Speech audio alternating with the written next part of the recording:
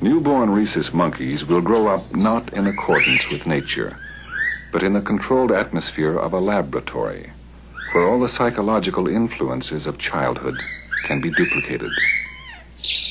In a classic continuing study, infant monkeys are removed from the mother at birth and raised in semi-isolation. Other individuals can be seen and heard, but there is no physical contact, no interaction. Mother is a bit of plastic and shaggy cloth, a doll with no life of its own, but capable of nourishing the life of an infant.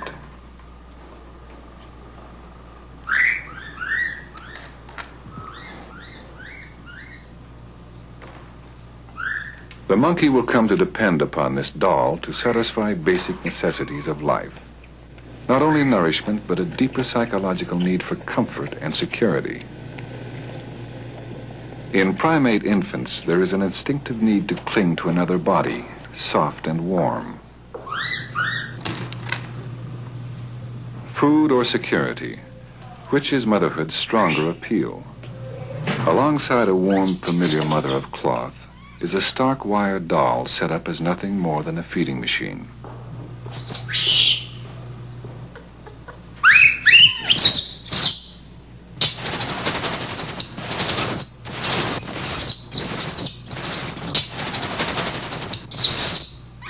The young monkey is placed deliberately on a cloth mother which has no milk to nourish him, but fulfills some fundamental needs. This experiment revolves around one simple question. Will the infant monkey switch his affection to a wire mother which offers food and life itself?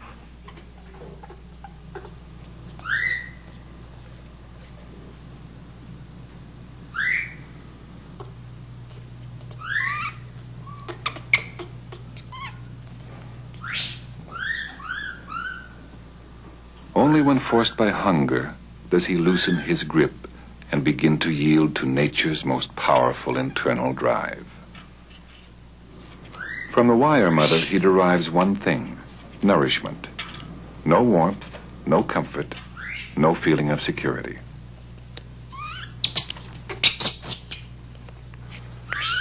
After feeding, he returns to spend up to 22 hours a day near the only mother he knows.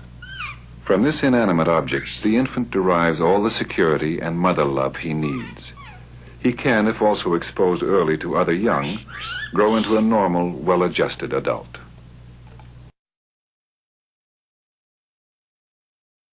But can the essential elements of home life be translated into a standard laboratory setting for controlled scientific study? After conducting extensive observations of parents and children at home, a student of Bowlby's, Mary Ainsworth, devised such a procedure called the strange situation, which places the child under some stress. It has become the most widely used, standardized way to assess the quality of a child's attachment to their caregiver.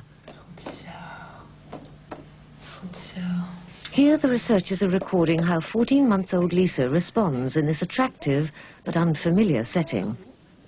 How will she react to a stranger? What will happen when her mother leaves the room? And when she returns? It's Lisa's behavior when her mother returns, what psychologists call the reunion, that they are particularly interested in. Most importantly is to look for the type of balance that a child strikes between an attachment need and, on the other hand, to explore the play material.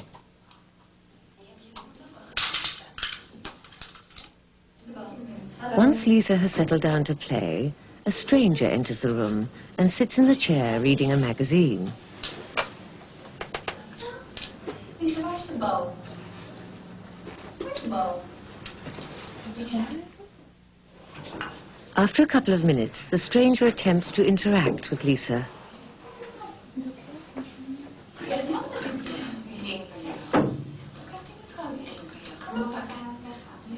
Soon after, Lisbeth gets a cue to leave the room.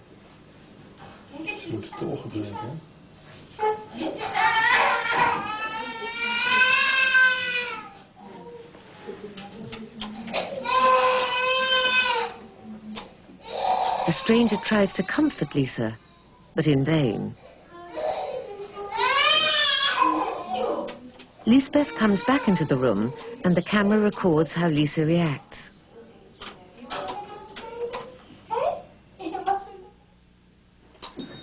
Now the first part of the procedure is over, and Lisbeth settles Lisa down again. The stranger leaves them alone together.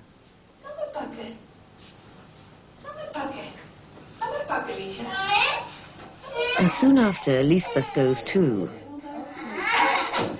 Lisa is on her own. Her distress is plain to see.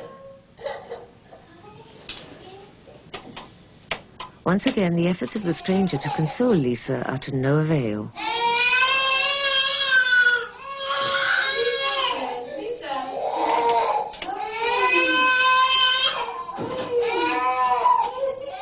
But Lisbeth manages to calm her almost at once, and shortly afterwards the observation ends. Lisa showed outward signs of what's called secure attachment.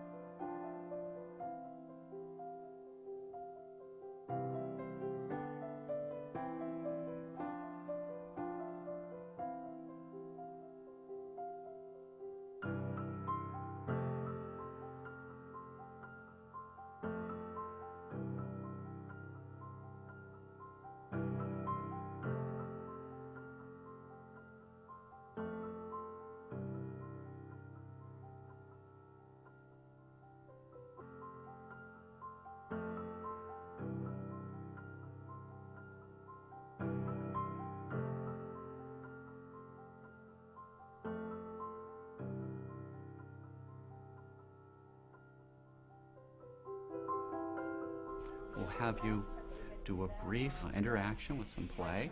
Then, in just a few minutes, we'll send you back in. You step in the door. Everett Waters is studying how far our childhood experiences influence our behavior as adults. We'll come down to the lab. Okay. We'll do this now. This experiment, which I watched through a two-way mirror, is designed to gauge how secure is the crucial relationship between mother and child. Okay, this bunny is going to go here, and that bunny will be on top. The value of the test has been established in studies that would watch a child, 1-year-old, and then follow it up and interview them about their relationships to their parents when they were 21 years old. So we're quite confident in the long-term significance of this relationship. Peter, that's Peter. After several minutes' play, the mother is signaled to leave the room.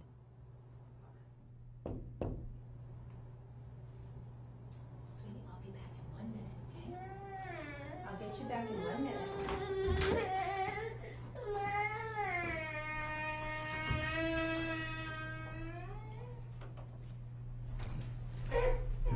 I'm sitting for you.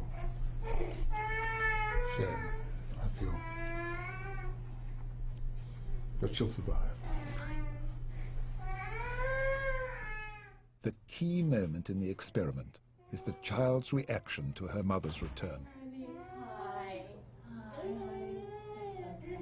The important clue is whether the baby's able to become calmed down by the contact with the mother and get back to play. Sometimes it takes a couple of minutes. But you see, when the mother was out, she was only interested in the mother, no interest in the toys. Now she has a contact with the mother. She's beginning to show a little interest in the environment, and shortly she'll be right back with the toys where we started. So you would call this a secure one? Yes, yes. She's certainly much happier. Now, and this is an insecure baby. We get the measure of the baby's play before the separation. When the mother leaves, the baby cries, goes to the door following her. Now, we sent the mother right back in, but the point here is not to distress the baby. We're just trying to challenge it. The baby puts her hands to her face in a sad expression, puts her face down. When she picks her up, she keeps her head down, her arms out, and then she sits in the chair holding the baby. The baby's still sullen. He's low-keyed. So you would call this insecure attachment? Yes, insecure. He's avoidant. He's not engaging her, and it's not the reunion's not effective. And it's important to remember here that the thing that upset him was her absence. Her return should be the solution to his problem. Now this is another pattern that we see in babies who are not good at using their mother as a secure base at home. This baby is also insecure. But you'll see, we get a look at his play before the separation. The mother's left, and when she returns, she picks him up. He can't calm down. He's still upset. She offers a toy to amuse him or to comfort him or to distract him, and he slaps it away. She offers another. He slaps it away. He's angry. We call these babies resistant or ambivalent because they both want her back and yet can't use the contact. We think that the difficulty is that in the past, when he sought comfort, she's been inconsistent as to whether she's available and responsive or not. Do you think these really are indications for vulnerability for depression later in life? I don't think that insecure attachment in infancy is the cause of depression in adulthood. However, when a child learns that he can trust his mother to be available and responsive, he's beginning to learn that you can trust other people, that you can turn to them when you're in trouble. The baby is also taught by the mother, as he gets older, how to understand his emotions, how to construe events that happen to them. You know, every bump in the road is not a disaster. This is a powerful asset when you encounter difficulties in life.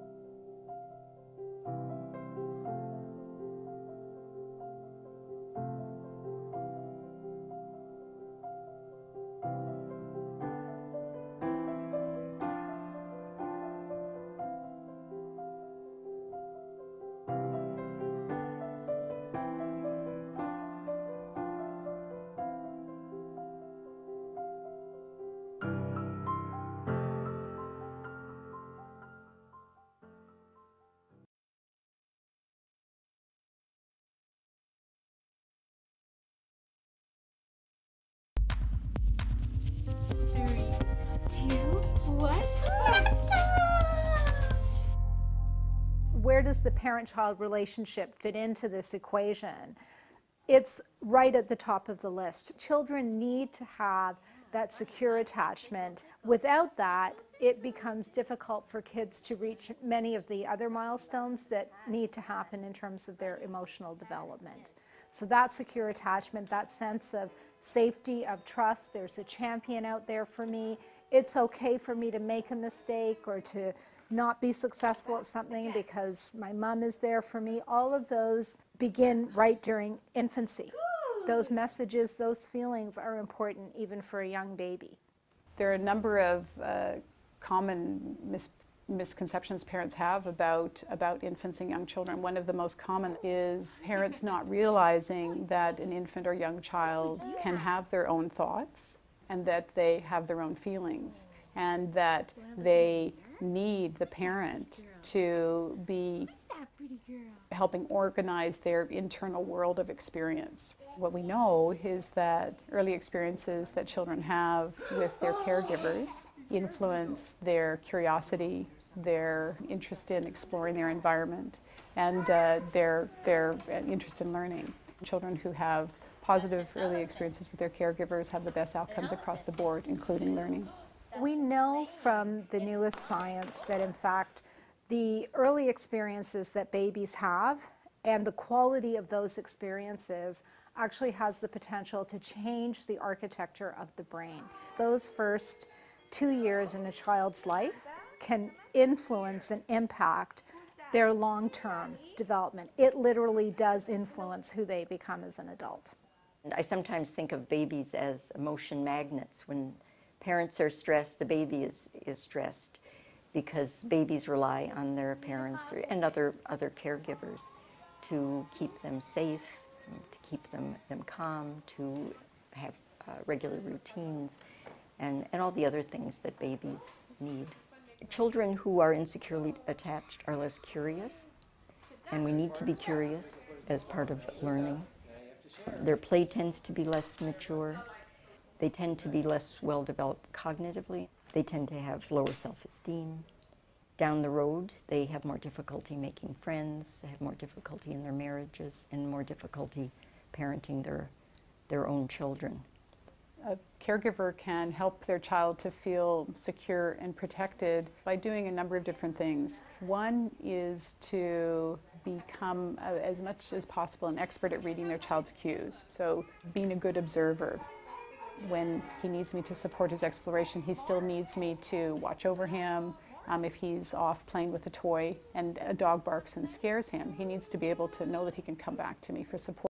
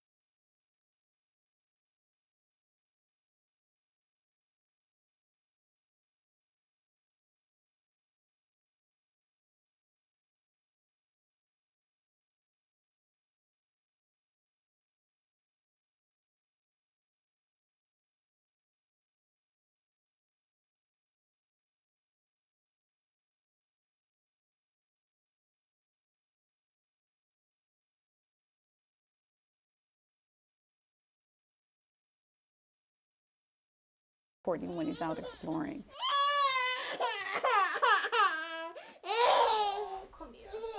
My child also needs to know that he can come in for comfort. If he's upset or ill or hurt, I will help organize his feelings. Children are naturally drawn to parents' voices. They recognize them, and they're also drawn to parents' faces. They prefer human beings over objects when they're born. And so we're actually wired to use that interest and to develop a child's ability to talk based on responding to what they're already doing to us. One of the other misconceptions is that you can spoil a baby. Actually, the opposite is true. If you respond when your baby signals a need, your baby will be less likely to signal needs. I think showing children affection, showing that you care about them, showing that you enjoy being with them, gives them that sort of pride and that sense of themselves as sort of a little cognitive map that says, yeah, I'm a good person. People like being with me. Oh, I love you so much.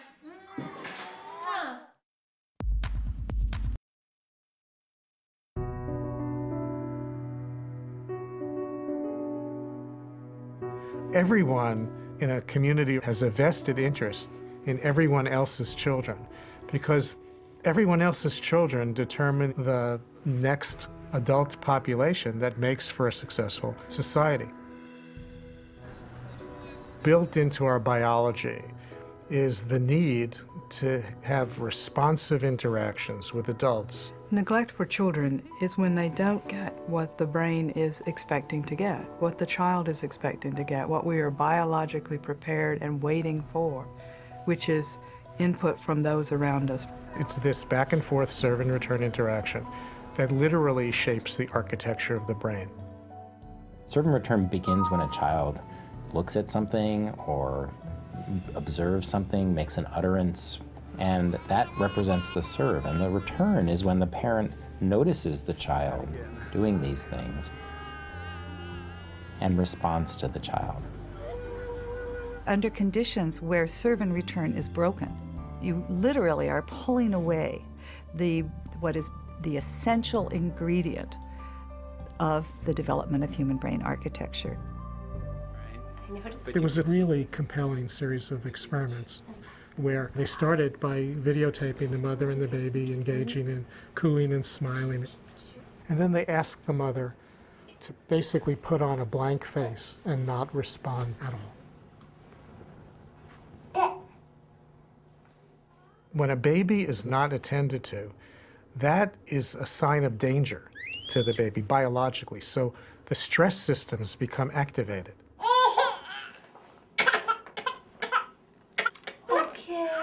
In a brain that is constantly bathed in stress hormones, not that's up and down, that comes with normal development, certain key synapses, the connections between nerves, fail to form, and critical regions of the brain. So neglect both fails to provide the stimulation that's needed to develop the basic architecture, and when it's at a certain level, is one of the most potent activators of the stress biology of a young child. So you get a double whammy. Science points to 4 categories of this spectrum of neglect. The first category would be what's called occasional inattention, where children experience responsiveness most of the time, but occasionally adults don't respond. There's no harm in that, and in fact, there's probably some benefit. A child can learn to self-soothe and explore the environment, and all of those opportunities build brain architecture. The second category, scientists would call chronic understimulation, is where on a regular basis, children have less interaction with the adults around them than is needed for healthy development. Those children typically, when provided with enriched learning opportunities and more typical levels of serve and return, will show catch-up.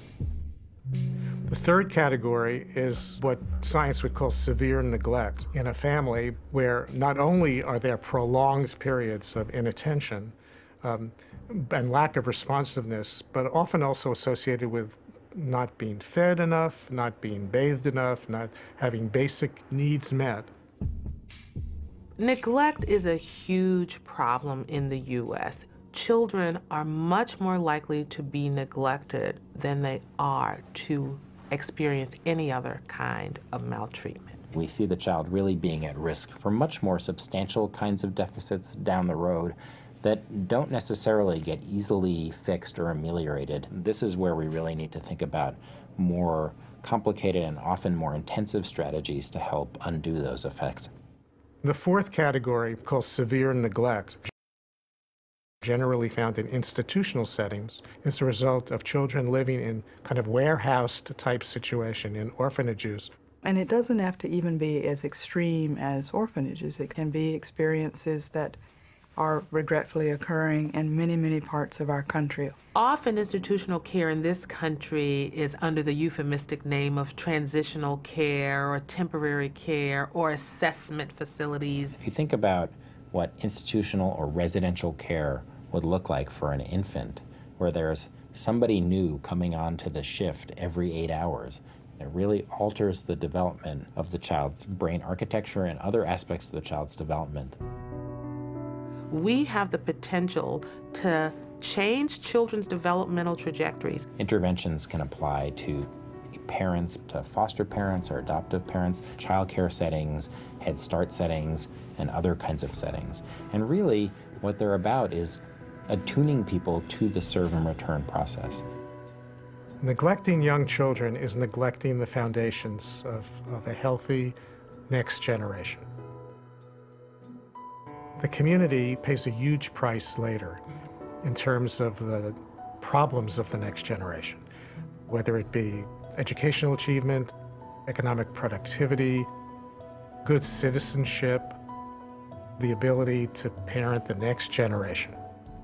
All of the things that have to do with a healthy, prosperous society.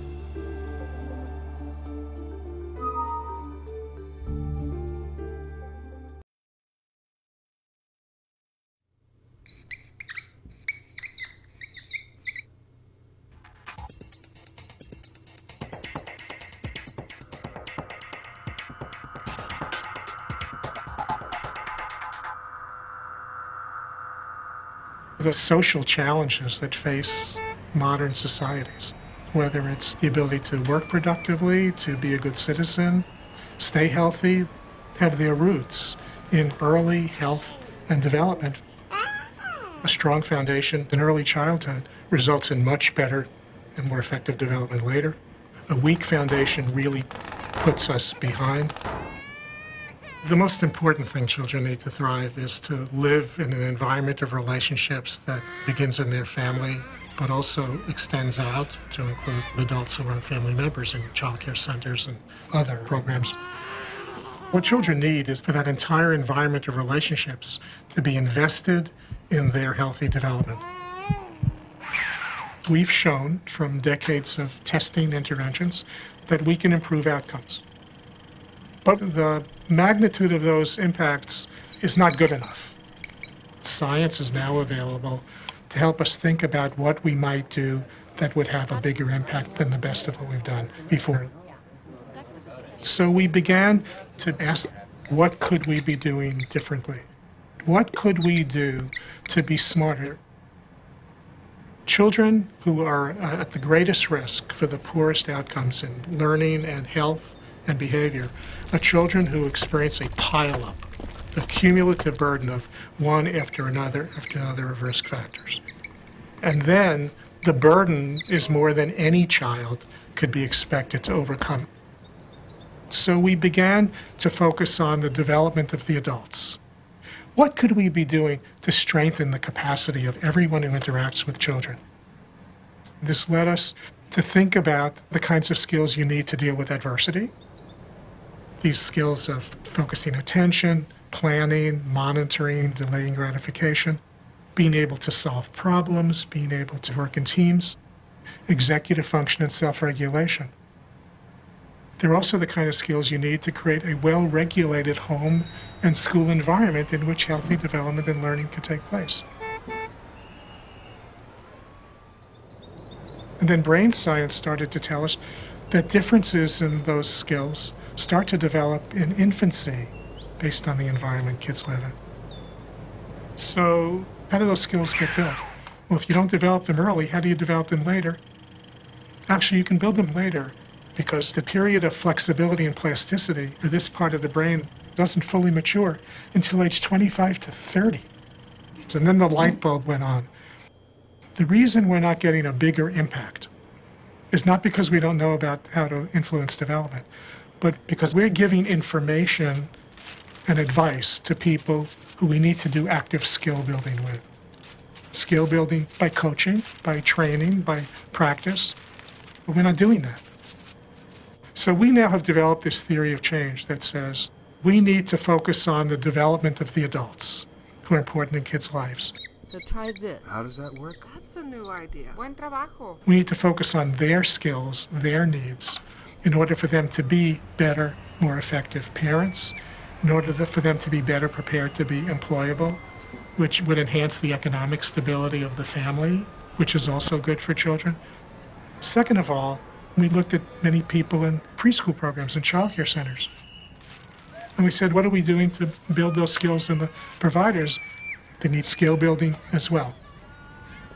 And also the community can help to build and reinforce the capacities that parents need. And the community also includes programs in which the people who work in the programs have sufficient skills. Third of all, what are the major sources of toxic stress in this community, and how can we reduce them? Moving it up to a policy level, how are our policies strengthening communities' abilities to reduce source of toxic stress and caregivers' abilities to provide what kids need? The development of our human capital is our future. The development of a productive workforce is our future. The development of a healthy population is our future. This kind of future orientation is critical for a healthy society. It's critical for a thriving business. It's critical for successful environmental relationships to raise children. It's all about being able to plan for the future, to have a future. And that's why this is so important.